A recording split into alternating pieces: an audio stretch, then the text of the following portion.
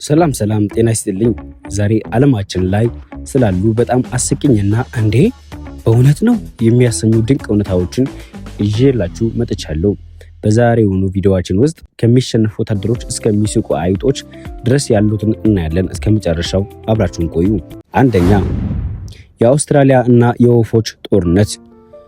በ1932 በአውስትራሊያ ውስጥ ኢሙ የሚባሉ በራሪ ያልሆኑ ወፎች ሰብል አጠፉ ተብሎ መንግስት በወታደሮች አማካኝነት ጦርነት አወጀ።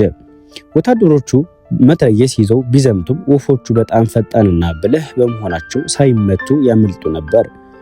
ወታደሮቹ 10,000 ጥይት ተኩሰው የገደሉት ጥቂት ወፎችን ብቻ ነበረ። ታሪክ ላይ ብዙ ጦርነቶችን ሰምታችሁ ይሆናል። ግን አንድ ነገር በወፎች ተሸንፈው ተመለሱ የሚል በጣም አስቂኝ ነው።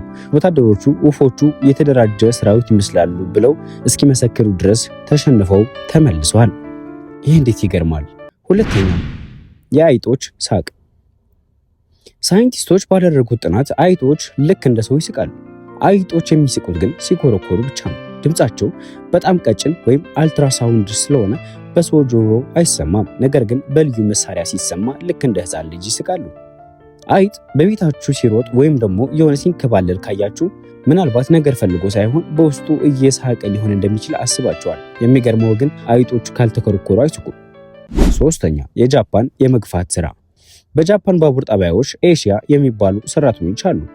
የነዚህ ሰዎች ስራ በባቡር ውስጥ ሞልቶ በሩ እንዳይዘጋ ሲያደርግ ሰዎቹን በኃይል ወደ ውስጥ መግፋት ነው። አንዳንዴ ስራዬ ከባድ ነው ብላችሁ ታስባላችሁ። ጃፓን ውስጥ ሰዎች ወደ ባቡር መግፋት ብቻ የሚከፈላቸው ሰዎች አሉ።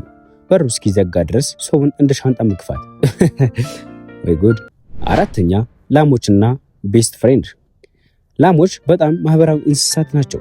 ላሞች የቅርብ ጓደኛ ይይዛሉ፣ ካጡትም ይጨነቃሉ። ጥናቶች እንደሚያሳዩት ላሞች ጓደኞቻቸው ጋር ሲሆኑ የልብ ምታቸው ይረጋጋል፣ ወተትም በደንብ ይሰጣሉ። ከእንግዲህ ላም ስታዩ ዝም ብላችሁ እንዳታልፉ። ምናልባት ከጓደኛዋ ጋር ተጣልታ ደብሯት ሊሆን ይችላል። ላሞችም ሰው ይመርጣሉ ማለት ነው። አምስተኛ፣ በሳቅ የሞተው ፈላስፋ። ክሪስፐስ የተባለ ጥንታዊ ግሪክ ፈላስፋ በራሱ ቀልድ ስቆ ሞቷል። አንድ አህያ በለስ ፊግ ሲበላ አይቶ ለዚህ አህያ ወይን ሰጡትና እንዲያወራ አደረጉት ብሎ ቀለደ። በራሱ ቀልድ መሳቅ የጀመረው ፈላስፋ ሳቁ ሊቆምለት ስላልቻለ ሕይወቱ አልፏል። መቼም በሳቅ ሞትኩ ስንል ለቀልድ ነው፣ ግን ይሄ ሰውዬ በእውነት በሳቅ ነው የሞተው። የራሱ ቀልድ ገዳይ ሆኖበታል። አቤት! ከነዚህ 5 አስቂኝ እውነታዎች ውስጥ እናንተን በጣም የማረካችሁ ወይ ያስገረማችሁ የትኛውን ነው? ኮሜንት ላይ ጻፉልኝ። ቪዲዮውን ከተመቻችሁ ላይክ፣ ሰብስክራይብ በማድረግ ለጓደኞቻችሁ ማጋራትን አትርሱ። በሚቀጥለው ቪዲዮ እስከምንገናኝ ቻው።